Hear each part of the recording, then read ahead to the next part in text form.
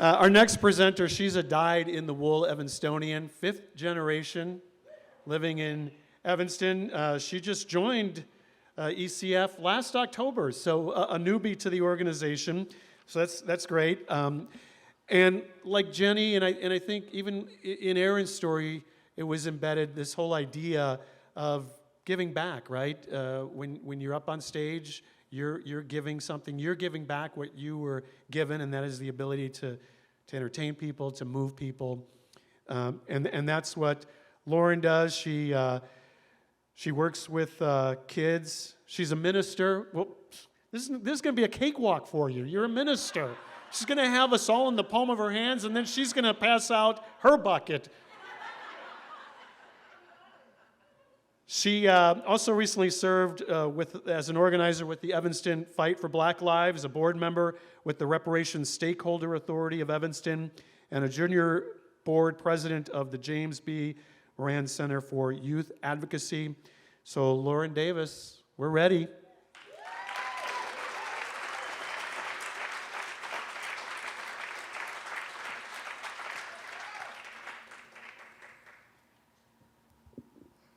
So I don't have a physical copy of my book. I just have the preview that it shows you on Amazon when you go to buy it. And I promise there's a reason for that, but I'll tell you in a minute. There's a quote from Audre Lorde that says, "What gets me about the United States is that it pretends to be honest and therefore has so little room to move toward hope." Right? I grew up in Evanston. I went to school in Evanston my entire life, except for 1 year of preschool in Chicago. And by the time I was old enough to be one of a few or the only Black kids in an AP class, I was bored of the revisionist history and the neoliberal BS that we spent all day talking about. I pushed my way through high school and quickly began dreaming about what it would be like to take charge of what I was studying and focus on what I cared about. After I graduated from ETHS, I turned 18, packed up my stuff, and moved to Atlanta to attend my dream school, Spelman College. While this was also my wildest dream made reality, it was also one of the scariest things I have ever done. I was a 12-hour drive away from my family, the community I grew up in. The only person I knew was a year ahead of me and had her own friends and campus involvement. I was afraid that I was too different from everyone else, and that somehow, in the environment that was literally made for me, I would still stick out. It's low-key because I didn't know I was non-binary back then, but that's not what this story's about. This is a story about how grateful I am to have made that choice, because it introduced me to several books that changed my life. When I think back to my experiences in school where I felt misunderstood or gaslit even by my peers and some teachers, I find myself wishing I was given books about the real history of this country and what we've done to the rest of the world. I wish that I had learned more about the history of Africa besides there were some kings and queens once upon a time. I wish I learned more about the way this country disenfranchised my people aside from slavery and segregation. I wish I knew more about radical, badass Black thinkers, writers, and artists besides Rosa Parks and Martin Luther King Jr., so that when people argued with me about whether or not slavery was really a bad thing, or if those enslavers were just a product of their time, I would have a response besides dumbfounded anger. And if I fast forward a few years, these wishes would come true. At Spelman College, every freshman is mandated to take 2 semesters of a class called ADW, which stands for African Diaspora and the World. This class is basically a crash course in everything that American public schools ignore related to the experience of those in the African diaspora: colonialism, capitalism, pre-slavery history of African people, post-emancipation oppression of Black Americans, perspectives of Black women, the intersections of race, gender, class, and sexuality, all the important stuff.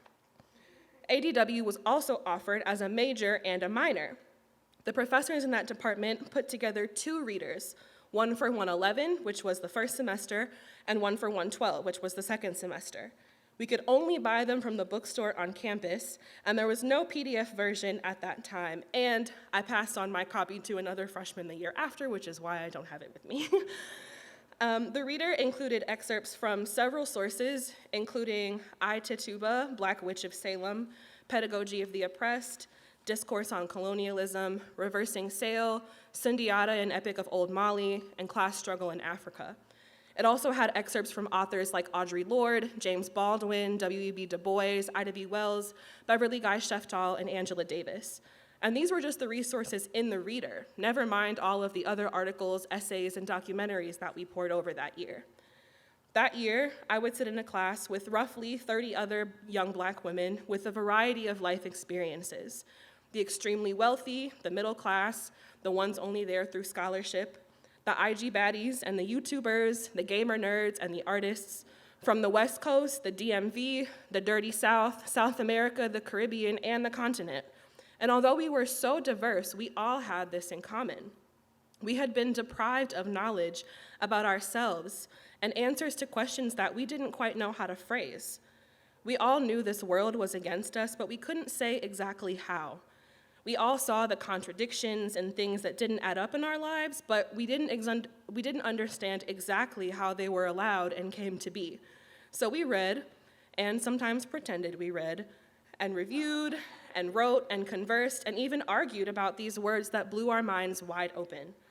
The contents of this reader gave me words for things that I had felt, but had never been able to name. It gave credibility to ideas that I had never heard anywhere else. It made me feel connected to what I was reading, not because I could find a girl character with frizzy hair who liked books, or a child who befriended all of the pets that they weren't allowed to have home, but because my identity and all of the questions that came with were finally reflected back at me. I didn't have to stretch or go looking for my truth. It was right there in front of me. The book also gave me a chance to reflect about my own learning journey and how to walk with others on their journeys.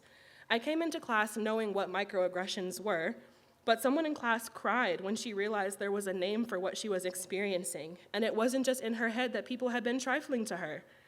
I knew that mass incarceration was a plague of this nation, but some girls from the Caribbean were told that Black Americans were lazy and always engaging in criminal behavior. Their perspective changed with just one reading and discussion about how unfair the law is to us in this country. These are the products of this little ADW reader. This is how literature changes people's lives. This could easily turn into a love letter to Spelman or HBCUs, so I'm gonna quit while I'm ahead. I may be a Baptist preacher, but I love to find my seat, so I will end with this. There are no ADW readers for kids, and if there were, they'd be most successful when read in community with time to reflect and share and learn from each other. But if we can't have that right now, we should at least push for the things that we learn about the African diaspora to be rich and deep and broad. Not the shallow stuff we give kids now because we're afraid to shake the table, or because we don't know the information ourselves. But that doesn't make it wrong or bad or something to shy away from.